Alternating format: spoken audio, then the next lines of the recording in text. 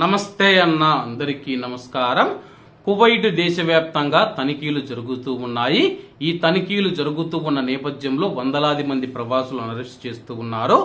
అలాగే కువైట్ లో అరెస్టు చేసిన ప్రవాసులను కువైట్ దేశం నుంచి ఎన్ని రోజులకు ఇండియాకు బహిష్కరిస్తారని చెప్పి చాలా మంది అడుగుతూ ఉన్నారు.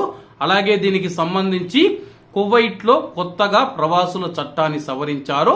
ఆ యొక్క సవరించిన చట్టం ప్రకారం కువైట్ లో బహిష్కరణకు గురైన ప్రవాసుడు ఎవరైతే ఉన్నారో అతన్ని 30 రోజుల వరకు కువైట్ లో నిర్బంధించవచ్చని చెప్పి దానికి మినిస్ట్రీ ఆఫ్ ఇంటీరియర్ కు అనుమతి ఉందని చెప్పి చట్టం చెబుతూ ఉంది. బహిష్కరణ ప్రక్రియను పూర్తి చేయడానికి అవసరమైతే ఆ యొక్క గడువును పొడిగించే అవకాశం కూడా ఉంటుంది.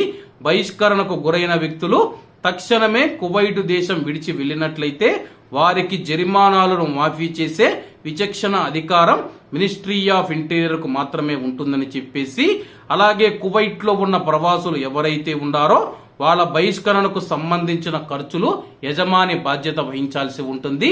ప్రస్తుతం కువైట్ లో మనం చూసుకుంటే ఒక ప్రవాసుడిని అరెస్ట్ చేసిన తర్వాత అతన్ని కువైట్ దేశం నుంచి బహిష్కరించడానికి 30 రోజుల టైం ఉంటుంది.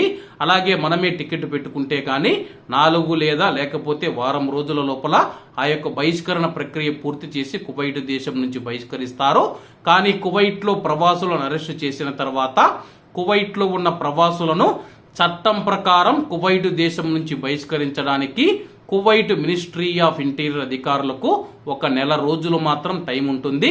ఒకవేళ అతని పైన ఏదైనా దొంగతనం కేసులు కానీ ఇతర కేసులు ఏవైనా ఉంటే కానీ, పరారీ కేసు ఉంటే ఏం ఇబ్బంది లేదు, కానీ ఇతర ఏమైనా కేసులు ఉంటే కానీ ఆ యొక్క బహిష్కరణ గడువును పెంచే అవకాశం ఉంది. ఆ తర్వాత కేసు నమోదవుతుంది.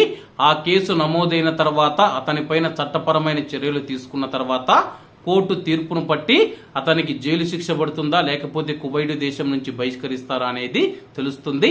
కాబట్టి కువైట్ లో ఉన్న మన భారతీయులందరూ ఈ యొక్క విషయాన్ని గమనించగలరని కోరుకుంటూ అందరూ బాగుండాలి, ఎందులో మనం ఉండాలి. అందరికీ నమస్తే అన్న, జై హింద్.